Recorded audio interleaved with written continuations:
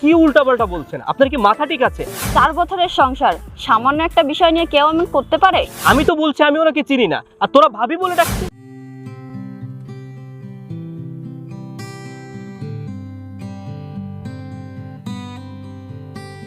আরে বন্ধু তুর্য,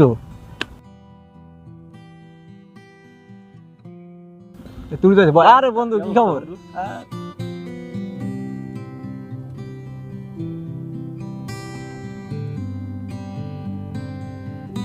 আচ্ছা বন্ধু, পড়াশোনা তো শেষ করলি, তো বিয়েটা করছিস কবে? ও তো ঠিকই বলেছে, আমাদের ভিতর বিয়ে করতে তো শুধু তুই বাকি আছিস।